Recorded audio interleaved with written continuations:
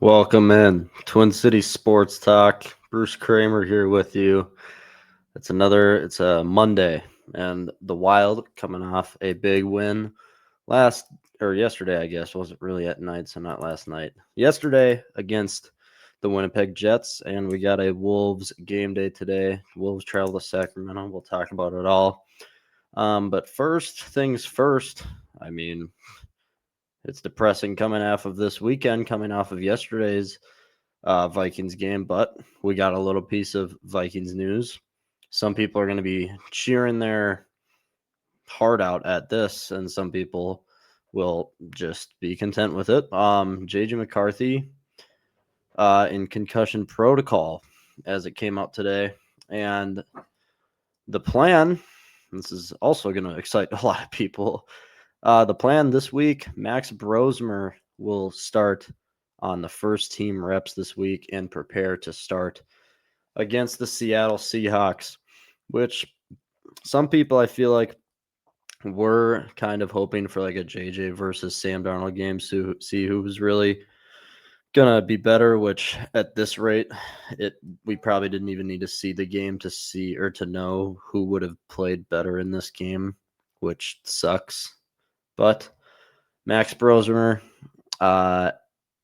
lined up to start this weekend, and we will have more tomorrow on it. And I say we because we'll have guest appearance from Jack on tomorrow for a deep dive into some Twins trade rumors between a few starting pitchers and a bunch of Vikings talk from over the weekend and what the offseason could look like from the Vikings. And now we'll be talking Max Brosmer football. So that's that. But for this episode, we are focused on the Wild and the Twins. And first off, if we're talking about the Wild, we got to sound it. We got to get the goal horn going. Minnesota Wild talk. Let's go. All right, first things off, we have to talk about Jesper Wallstedt. Again, this guy keeps impressing. And the thing that impresses me most is as a rookie in really any sport, you can see guys speed up their game. You can see them try to play too fast, whether it's basketball, hockey, or football, or even baseball, trying to get to pitches too fast, trying to make quick at bats.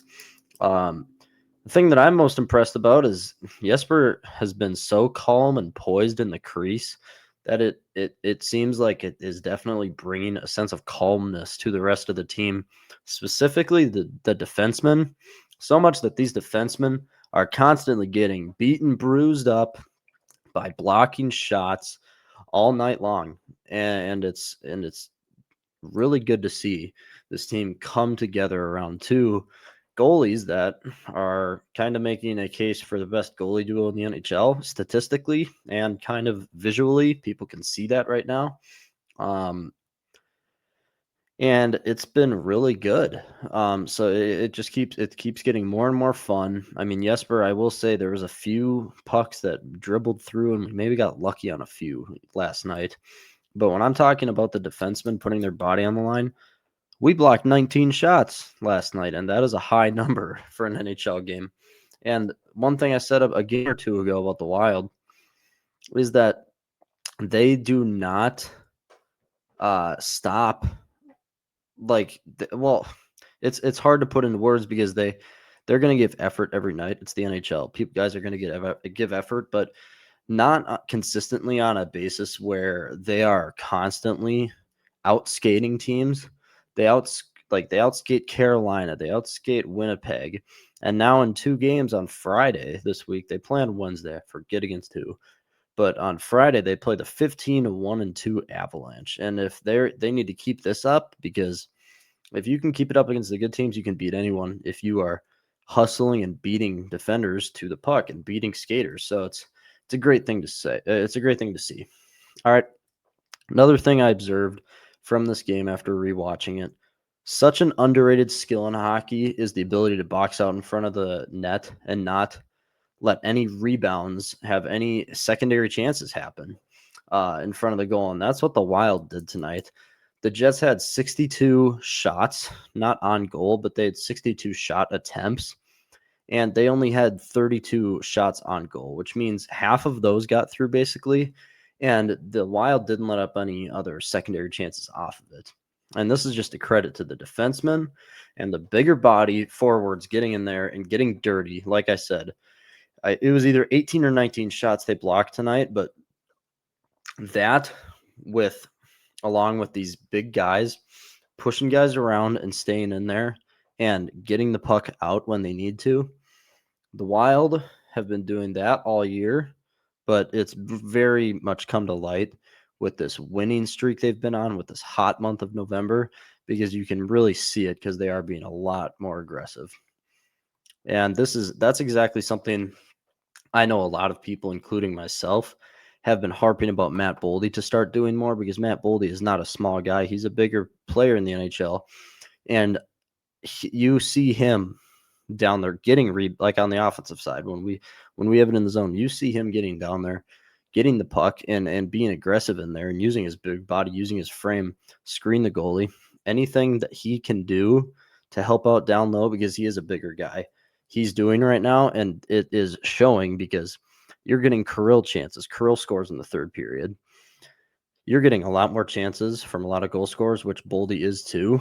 But for how big of a guy he is, I'd like to see him down there consistently like he has been doing, which that should always be a part of a guy who's that big. I think he's 6'4", and that should always be a part of those types of players' games. All right. Now the Wild goals, I'll just go through them real quick. The first goal being very unexpected because of the guy who got the assist, Yakov Trenin. I kind of covered it yesterday, but he's getting scrappy behind the net, stealing the puck away, and then creating a perfect pass, just a perfect opportunity right in front of, just perfect pass to Yurov, and who he put it right home. And this is another example of Yurov gaining a lot of confidence, because he's starting to get a little bit more ice time. Now, Vinny Hinostroza goes down today, going to create more opportunities for more guys. But Yurov has really, you can see it in his game. He's skating faster. He's puck handling more. He's getting used to game speed in the NHL, and that's really good to see from Yurov. But Trenin, great job getting that steal behind the net and creating an opportunity off of it. Phenomenal play by him. Next goal was Mr. Brock Faber's shorthanded goal. This was a masterpiece. I loved this one.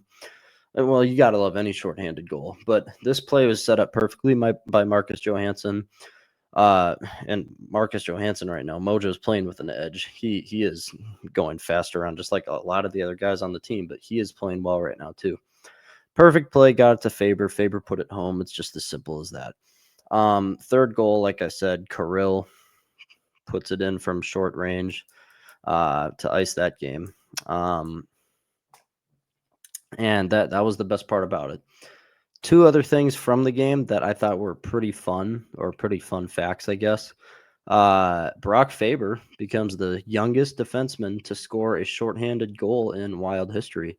So he's in good company already, and he's already a fabulous player on the first line. The Wild, with this game against Winnipeg, winning that, obviously they tied the season series up 1-1. But they also just snapped a 9-game losing streak to Winnipeg, which I didn't realize. I knew last year we didn't beat them, but going beyond that, that's kind of crazy. So 9 games that we've lost to Winnipeg, that is snapped. And then one of our acquisitions this offseason, Nico Sturm, he makes his season debut, and you could feel the presence there. He racked up 3 or 4 hits, and he was being aggressive, and it's just another big body that helps out with that aggressiveness, and it showed. He was in a lot of scrappy plays, and he did a good job doing his job. I guess that's the best wording for that. He's not going to be 15 plus goal scorer all year, maybe not even 10, but he's going to get in on some plays. He'll score a few goals, but he's going to get in, be aggressive, get scrappy, and that's all you can really ask for him. And that's exactly what he did last night. So that was great. Like I said, as far as like Wallstead goes, obviously it's a shutout. All the praise goes to him for that. He has 3 shutouts this year, and the Wild have 5 shutouts this year already, which is absolutely crazy.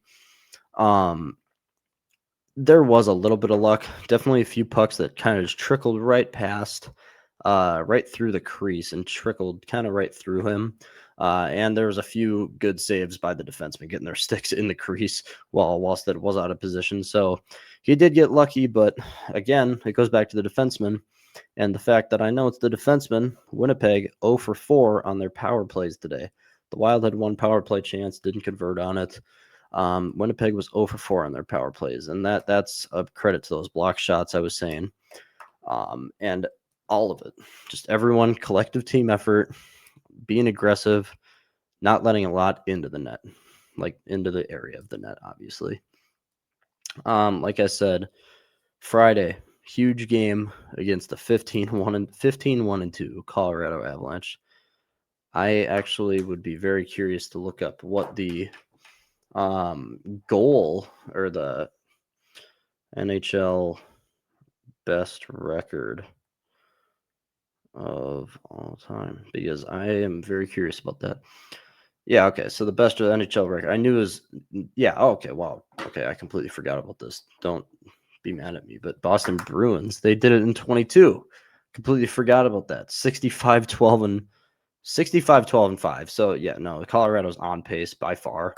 And if by this rate, they could easily do it if they keep going the way they are.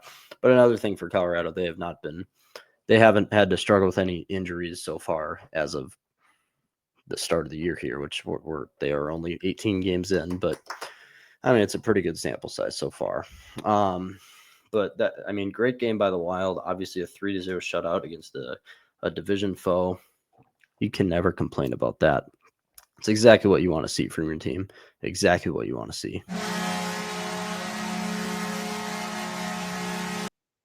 All right. But that's all I'm going to really go through for the Wild today. Just a nice talk about that. But for now, we got a little Timberwolves game.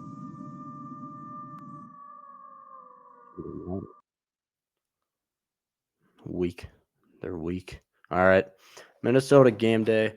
Minnesota travels to Sacramento to play the 4-13 Kings. The Kings have had a rough start to this year. Very bad. And it's really only going to get worse for them.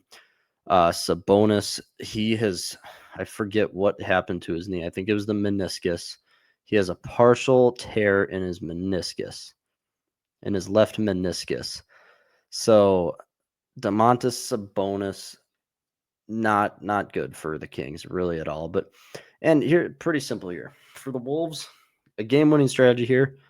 There's not one. You just take care of business. This is a terrible team. They have some weird things going on, which I'll get to in a second. But the Wolves, they just need to take care of business. They've played them twice already this year and just cakewalked them both times. And there's no reason you shouldn't do it again this game. And then here is that weird stuff I was talking about. The Kings came out yesterday, Sunday, and said after this horrendous start to the year for them, everyone on their team is available, and they're putting every single player on their team on the trade block. Whatever player anyone in the league wants, the Kings are willing to ship them off for the right price, except two players. Those two players being Keegan Murray, their fourth guy, kind of sharp shooter out of Iowa. Some people may have remembered him in March Madness. That's how I remember a lot of him. And then Nick Clifford. Nick Clifford was drafted by Sacramento this last summer in June as their first round pick. So the Kings come out on a Sunday after a 4-13 start and say, wow, that was bad. We're just going to make everyone available, which that is something like, we'll get to some Twins talk tomorrow, but that's very Twins-esque after this past year. But you don't see that really at all in the NBA, so it's definitely a weird time. And here's the thing.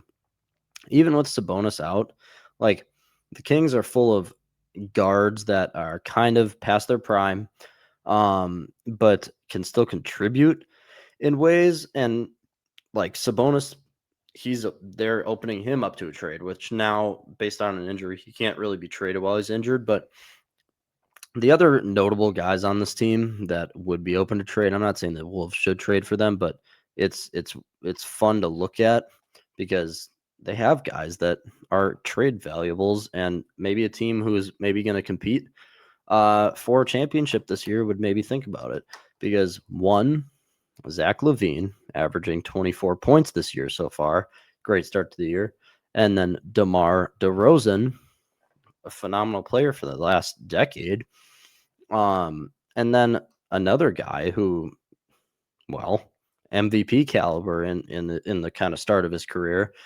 Russell Westbrook, who could definitely still help out on a championship worthy team.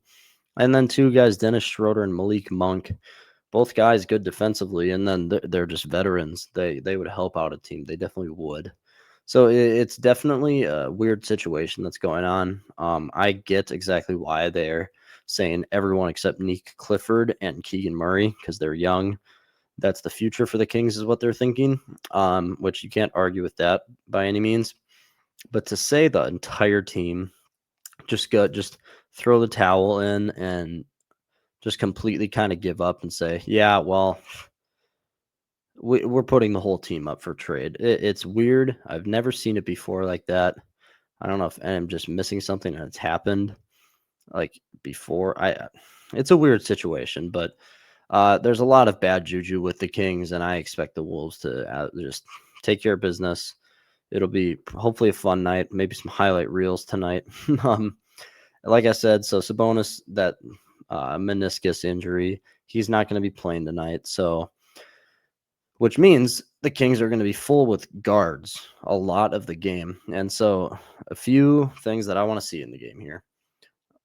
Well, this is kind of a prediction, I guess, but I think Naz Reid will have a great night. But what I want to see from Naz is I don't want to see him pulling from three the whole game. I want to see a little big jelly in the Sacramento court tonight because he can shoot the three ball anytime he wants, but I've missed seeing Naz Reid drive and be shifty in the lane because it is so fun and so satisfying to watch a 6'11" player like him with the dreads, with the long hair just flowing right through the lane and laying it up like a 6'1" point guard. And it's fun to see. So I want to see more of that tonight, and mostly because he's going to have guards. He can post up on them, and he can kind of body some guys. With Sabonis out, that's how it works. All right. I also Rudy Gobert has had two good games against the Kings this year, a double-double in the first one and then a near double-double in the second one, 11 points, 8 assists in that second game against them. A lot of the stuff we saw against the Suns in that very big debacle, I think that was on Saturday or Friday, I forget. But Dante DiVincenzo finding Rudy on a bunch of lobs. He didn't get it. He didn't dunk it for the actual lob, but he tried laying it in. Maybe Dante needs to put him more friendly for Rudy, but we're going to see a bunch of lobs tonight for Rudy. That'll be fun. And that's really it. Our two big guys right here, Naz Reid and Rudy Gobert. Big games tonight. And here's the thing: the two leading scorers from the other games were still Ant and Julius Randle. So Ant, Randle, just do your thing tonight. Nothing special. Get the job done. Because here's the thing: if we can just take care of business here, you guys have a huge game on Wednesday. NBA Cup in OKC. And if no one knows what that stands for, Oklahoma City Thunder traveling to OKC to play the best team in the NBA, undoubtedly the best team in the NBA, and try to knock them off in the NBA Cup. It's going to be an active game, aggressive game, physical game. I can't wait for that one. It's going to be a very fun one. But that on top of it, it's not just OKC. I've talked too much about Kevin O'Connell in these past few days. But then you come home and play the Celtics and then Spurs. Two more good teams. The Spurs are breaking out with Wemby and a few other guys on that team, but Celtics and Spurs after that. That's the period. Take care of tonight, and you can worry about the next three games after tonight, but you cannot overlook tonight. because teams do that more too. You can't overlook this game and say, "Well, man, we got OKC on Wednesday. Got to look forward to that. We'll win tonight, but we can just look. Can't do that." All right, to my pick. All right, I am 0-5 in my picks somehow, and it's embarrassing. It's a bad look for the channel, for the podcast on Spotify. My chair's sinking here. It's a bad look, but I'm going to change it tonight because, like I've been kind of hinting at this whole time, the Wolves have a very sour taste after this Phoenix debacle the other night. It was just terrible to watch at the end of the game there. I think they're going to come out hot. They're going to come out shooting the ball well, and I think the Wolves are going to win 128-97. It's just you can't overlook the game because it's still an NBA team. An NBA team could show up at any time. All right. I mean, the Jazz, they were sticking with the Thunder through, well, not the whole game, so through 3 quarters the other night. But then OKC pulled away, obviously. But 128-97, Wolves win. That's what I got with the Sacramento team without Sabonis. That's all I got here, and it's a Wolves win. That's all that matters here. And I think that's all for the episode. But Wolves win.